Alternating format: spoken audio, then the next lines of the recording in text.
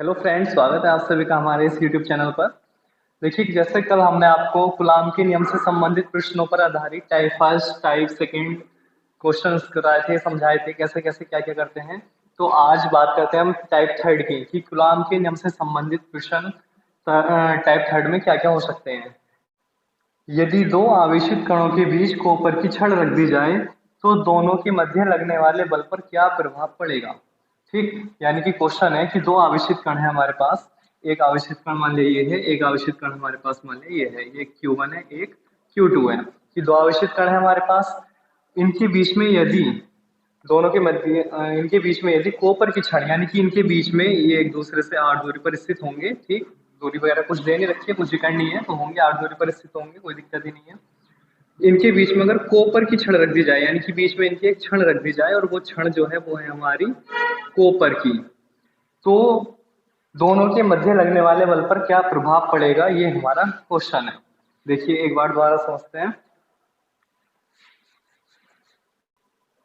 कि हमारे पास दो आवेशित कण थे। ठीक, यानी कि एक आवेशित कण ये था, एक आवेशित कण ये था, एक था Q1, एक था हमारे पास Q2।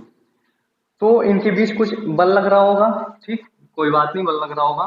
फिर अगली कंडीशन आई कि अगर इनके बीच में, यानी कि आवेश वही है और दूरी भी वही है, मान लिया R थी, अब भी R की R ही है, लेकिन अंतर इतना आया है कि ये पहली कंडीशन थी कि नॉर्मल रखे हुए थे और दूसरी कंडीशन पे यह हुआ है कि इनके बीच में कोई हमने एक छड़ रख दी है और वो छड़ है हमारी कॉपर की।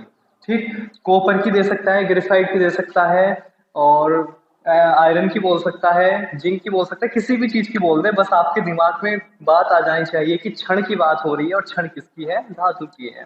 ठीक, तो अब देखिए कूलाम का नियम लगना है, कूलाम के नियम से संबंधित क्वेश्चन है। तो कूलाम का नियम क्या होता है, कूलाम के नियम से,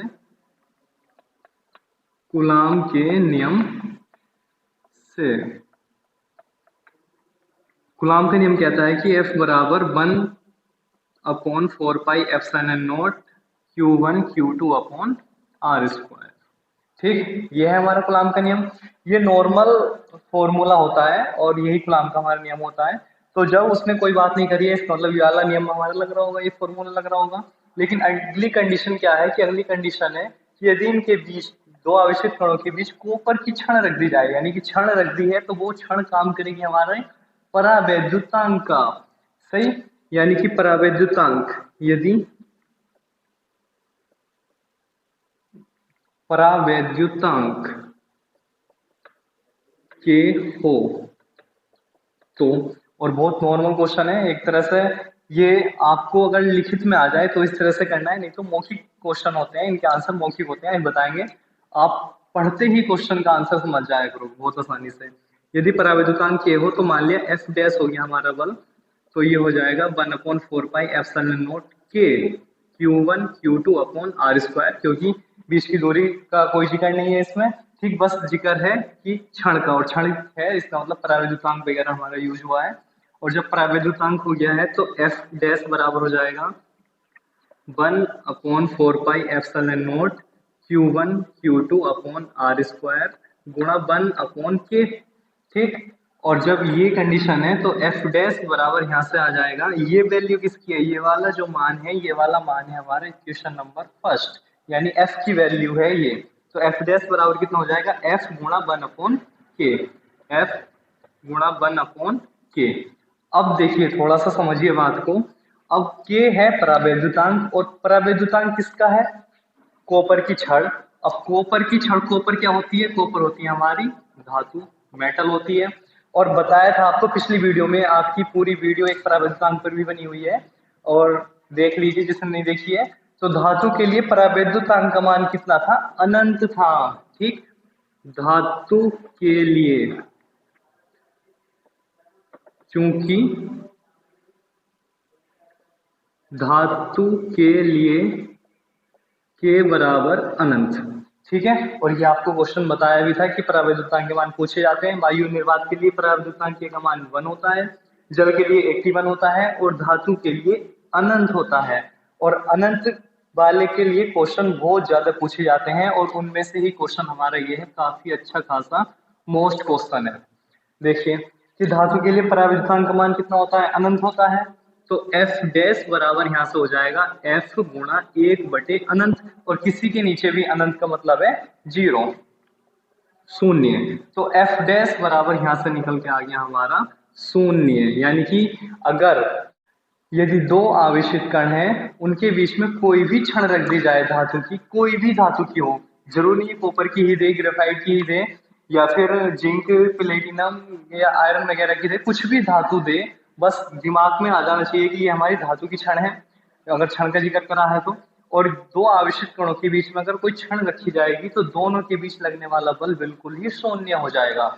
इससे पिछले टाइप वाले क्वेश्चनों में क्या था, उनमें था कि अगर आवेशित कण, मान लिया आवेशित कण है दो, दो मार्कर जो है हमारे, ये दो आवेशित कण हैं, अगर इनके बीच की दूरी कम करी जाएगी तो बल बढ़ेगा स्क्वायर में, और बीच की दूरी बढ़ाई जाएगी तो बल घटेगा स्क्वायर में। ठीक है, उल्टा चलता है, दूरी घटेगी तो बल बढ़ेगा, नॉर्मल सी बात है, पास पास आएंगे व्यक्ति तो उनमें वार्तालाप अच्छे से हो सकता है, यानी कि अट्रैक्शन बढ़ सकता है और बढ़ता भी है।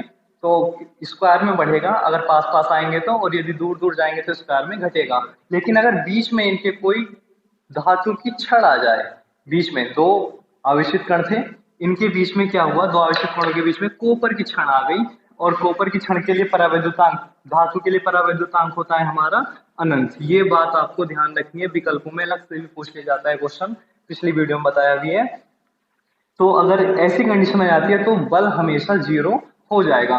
तो अगर करवाता है क्वेश्चन, अगर सॉल्यूशन में मांगता है तो आपको ऐसे करके दिखाना है, और यदि विकल्पों में क्वेश्चन आता है तो आपको बस आंख मीच के इसका आंसर 0 लगा देना है।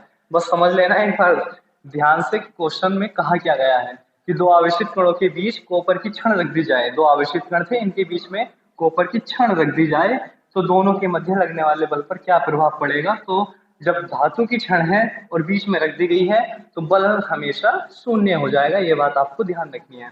अब देखिए नेक्स्ट क्वेश्चन क्या हो सकते हैं इससे रिलेटिव।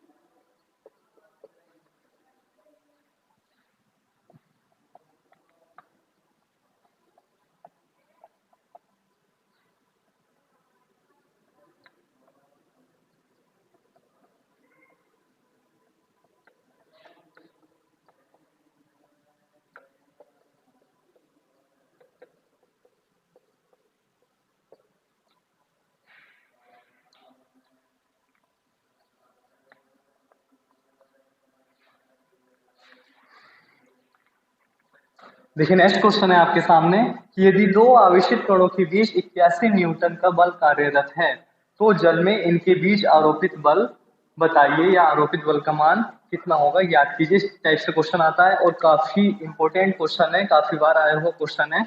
देखिए कि दो आवेशित कणों के बीच 81 न्यूटन का बल कार्यरत है, यानी कि दो आवेशित कण है ना, दो आवेशित कण है हमारे पास Q1 और Q2, ये रहा Q1 और ये है Q2, दो आवेशित कण है, इनके बीच की दूरी है r, बीच की दूरी r होगी, कोई दिक्कत ही नहीं है। तो इनके बीच लगने वाले बल का मान दे रखा है 81 न्यूटन, यानी कि F1 का मान दे रखा है 81 न्यूटन। पूछा जा रहा है या कहा जा रहा है कि यदि इनके बीच में जल भर दिया जाए, यानी कि परावैद्युतांक जल में इन आवेशित कणों को रख दिया जाए तो क्या प्रभाव पड़ेगा, यानी कि इनके बीच में अगर जल आ जाए। ध्यान से समझना क्वेश्चन को, और बहुत मोस्ट क्वेश्चन है और काफी बार आया हुआ क्वेश्चन है कि दो आवेशित कण हैं, उनके बीच कुछ बल का मान दे देगा, जो नहीं 81 न्यूटन से कुछ भी दे सकता है, आप कर सकते हो आराम से, कोई दिक्कत नहीं। अगर यदि इनके बीच में जल भर दिया जाए या इन्हें जल में रख दिया जाए तो इनके बीच लगने वाले बल पर क्या प्रभाव पड़ेगा। देखिए F1 बराबर दे रखा है उसने 81 न्यूटन, जो दिया हुआ है सबसे पहले वही लिख लेना है। फिर कूलाम का नियम होता क्या है, और जल में इनके बीच आरोपित बल कितना होगा, यानी K बराबर 81, जल का जिक्र कर दिया है तो जल के लिए परावैद्युतांक का मान कितना होता है 81 होता है। अब देखिए F2 हमसे पूछा है कि जब जल में रख दिया गया है आवेशित कणों को तो बल पर क्या प्रभाव पड़ा है, यानी F2 बराबर क्या। क्योंकि F1 बराबर होता है 1/4πε0 Q1 Q2 बटे R स्क्वायर, और इसका मान क्या दे रखा है हमें, 81 दे रखा है। इसका मान दे रखा है 81। चलो देख लेते हैं, बाद में लिख लेंगे। F2 जब इन्हें पानी में डाल दिया जाता है आवेशित कणों को, या इनके बीच में पानी भर दिया जाता है, तो बल हो गया होगा F2। तो परावैद्युतांक आया होगा 1/4πε0 के Q1 Q2 बटे R स्क्वायर, यानी कि यहाँ से F2 बराबर आ गया होगा 1/K गुणा 1/K अलग निकाल लिया, और 1/4πε0 Q1 Q2 बटे R स्क्वायर, ये हो गया हमारा F1 का मान। ठीक, सीधा लिख देते हैं, कोई दिक्कत नहीं है। F1 का मान आ गया है ये, तो यहाँ से निकल के आएगा F2 बराबर F1 बटे K। ठीक, और F2 बराबर F1 का मान कितना दे रखा है, F1 का मान है हमारे पास 81, और बटे K का मान कितना है, K जल के लिए K का मान होता है 81, 81 से 81 कट जाएगा, तो F2 बराबर आ जाएगा 1 न्यूटन। तो इस प्रकार हम इस टाइप के सारे क्वेश्चन को कर सकते हैं। जरूरी नहीं कि 81 न्यूटन का ही बल हमारे आवेशित कणों के बीच में देगा, हमें क्वेश्चन में कुछ भी दे सकता है, बस मेथड इस तरह से करना है। और इसके अलावा अगर कोई क्वेश्चन बनता है तो यहाँ से ये बन सकता है कि Q1 Q2 आवेशित का मान दे देगा, बीच की दूरी दे देगा, इसका मान हमें पता ही होता है 9 × 10⁻⁹, तो फोर्स हम आराम से निकाल सकते हैं। और इससे अलग अगर स्टेप बढ़ेगा तो क्वेश्चन क्या बन सकते हैं, हमें क्वेश्चन मिल सकते हैं कि परावैद्युतांक भी दे देगा आवेशित कणों के बीच, और उनकी दूरियां भी कभी घटा देगा कभी बढ़ा देगा, इस तरह से क्वेश्चन हमारे बन सकते हैं।